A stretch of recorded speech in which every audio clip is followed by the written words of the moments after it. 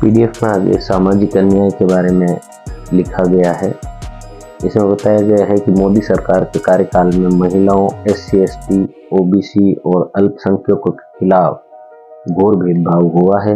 इनका गंभीर रूप से उत्पीड़न हुआ है। भाजपा की नफरत, ध्रुवीकरण और विभाजन की राजनीति ने देश के सामाजिक ताने बाने को नष्ट कर दिया है और इनकी वजह से अंतर्राष्ट्रीय स्तर पर देश की काफ़ी बदनामी हुई है। छठे पॉइंट के रूप में SC, ST और OBC के खिलाफ अत्याचार के बारे में इस पीडीएफ में जिक्र किया गया है। 2013 की तुलना में 2022 में SC और ST समुदायों के खिलाफ अपराध 48% बढ़ गए हैं।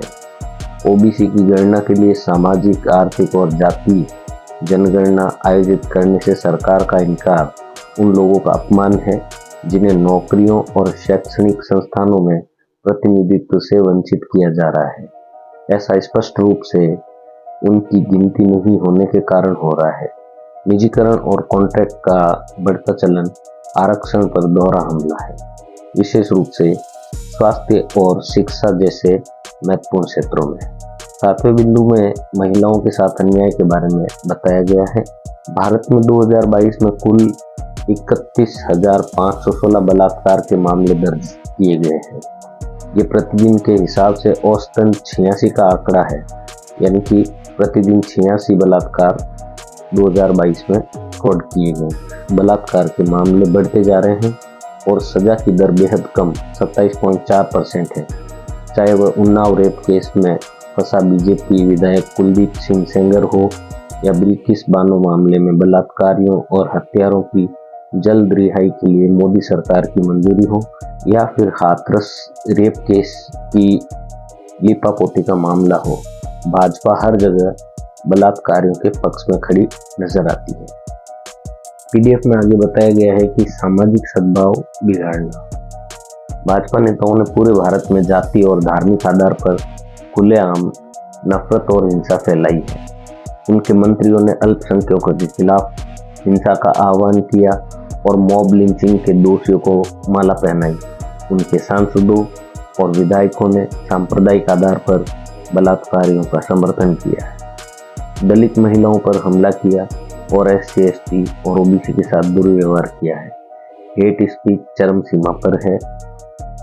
ऊना और हाथरस जैसे जातीय अत्याचार देश को शर्मसार करने वाले हैं। उच्च शिक्षा में जातिगत भेदभाव को संस्थागत बना दिया गया है। भाजपा ने राजनीतिक लाभ के लिए पूरे राज्यों और समुदायों पर अटैक किया है। प्रदर्शनकारी किसानों को भी वे आतंकवादी और खालिस्तानी बताने से नहीं चूके। इस बीच मणिपुर 9 महीने से जल रहा है। बीजेपी CM वह नफरत फैला रहे हैं, लेकिन PM मोदी बिल्कुल चुप है। पीडीएफ में आगे राजनीतिक अन्याय के बारे में बताया गया है कि किस तरह से राजनीतिक अन्याय ये केंद्र सरकार कर रही है। चीन ने हमारी सैकड़ों किलोमीटर भूमि पर कब्जा कर लिया है, लेकिन मोदी सरकार चुप है। साथ ही अग्निपथ जैसी योजना लाकर सेना को कमजोर कर दिया है और हमारे युवा देशभक्तों का मनोबल गिरा दिया है।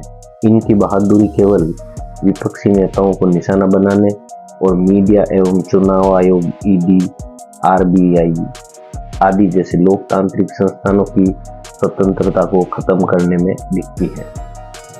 संस्थाओं का जमकर दुरुपयोग किया जा रहा है। देश की सभी स्वतंत्र संस्थाएं, न्यायपालिका, चुनाव आयोग, RBI, मीडिया आदि एक मजबूत लोकतंत्र को बनाए रखने के लिए महत्वपूर्ण है, लेकिन आज उनकी स्वतंत्रता को खत्म करके उन्हें नष्ट कर दिया गया है। अन्याय काल में सभी तरह के चेक एंड बैलेंस को कमजोर कर दिया गया है और संस्थानों को रबर स्टाम्प में बदल दिया गया है। अरुणाचल प्रदेश, गोवा, कर्नाटक, मध्य प्रदेश, महाराष्ट्र और मणिपुर में विपक्षी दलों की सरकारें जिस तरह गिराई गई वो सबने देखा। भाजपा ने धन बल का दुरुपयोग करके विधायकों को पक्ष बदलने के लिए तैयार किया। उन्हें तरह तरह के प्रलोभन दिए गए और जांच की धमकी दी गई। 2014 के बाद से राजनेताओं के खिलाफ ED के मामलों में 5 गुना वृद्धि हुई है। इनमें से 95% जो है वो विपक्ष से आते हैं। स्क्रीन पर आ रही इस टेबल को आप देखिए, जिसमें बताई गई है कि किस तरह की जांच और उस जांच की संख्या और विपक्ष के खिलाफ जांच कैसे कैसे की गई है। प्रवर्तन निदेशालय यानी ईडी ने 2004 से 2014 में जो है 26 जांच की थी, लेकिन 2014 के बाद ये अचानक से 121 हो गई। और विपक्ष के खिलाफ जो जांच है वो 2004 से 14 जो है वो केवल 54% थी, लेकिन 2014 के बाद वो 95% बढ़ गई है। सीबीआई की जो जांच है वो 2004 से 14 तक 72 जांचें थी, लेकिन 2014 के बाद से जब से भाजपा सरकार आई है वो 124 हो गई है। विपक्ष के खिलाफ जो जांच है वो 2004 से 14 तक 60% थी सीबीआई जांच, वही 2014 के बाद से 95% बढ़ गई है। पीडीएफ में आगे जो 10वां बिंदु है वो राष्ट्रीय सुरक्षा के साथ समझौता के बारे में कहा गया है।